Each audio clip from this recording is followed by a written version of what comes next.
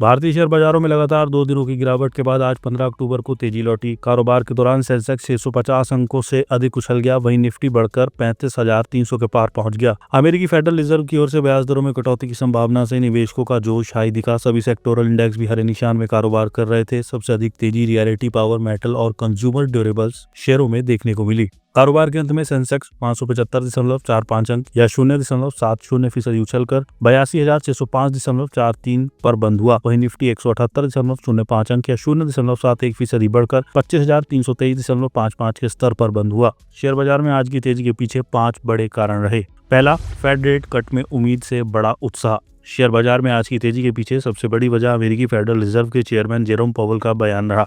Pavel ने संकेत दिया है कि अमेरिकी लेबर मार्केट कमजोर है और इकोनॉमी स्थिर हो रही है। उन्होंने कहा कि महंगाई का नजरिया सितंबर जैसा ही है, जब फेडरल रिजर्व ने ब्याज दरों में 25 बेसिस पॉइंट की कटौती की थी। जेरोम पावेल के इस बयान के बाद ये उम्मीद बढ़ गई है कि फेडरल रिजर्व इस महीने के अंत में होने वाली बैठक में ब्याज दरों में एक और कटौती कर सकता है। इससे भारत जैसे उभरते बाजारों में विदेशी निवेश का फ्लो बढ़ सकता है। अमेरिका में ब्याज दर कम रहने से ट्रेजरी यील्ड को घटती है, जिससे विदेशी निवेशक उभरते बाजारों की ओर रुख करते हैं।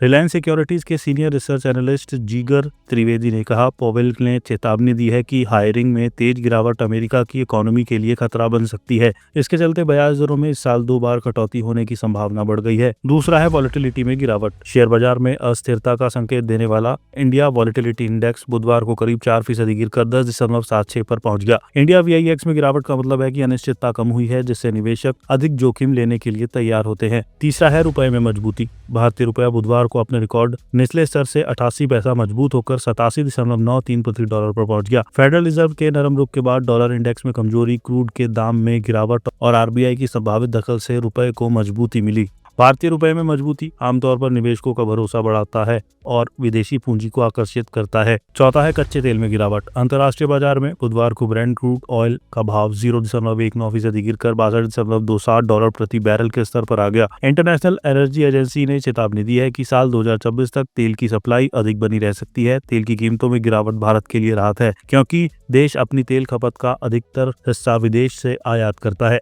पांचवा है ग्लोबल बाजारों से मजबूत संकेत। ग्लोबल बाजारों में तेजी से भी भारतीय शेयर बाजारों को सपोर्ट मिला। एशियाई बाजारों में साउथ कोरिया का कॉस्पी, जापान का निक्केई 225, संघाई कंपोजिट और हांगकांग का हैंग सेंग सभी हरे निशान में कारोबार कर रहे थे।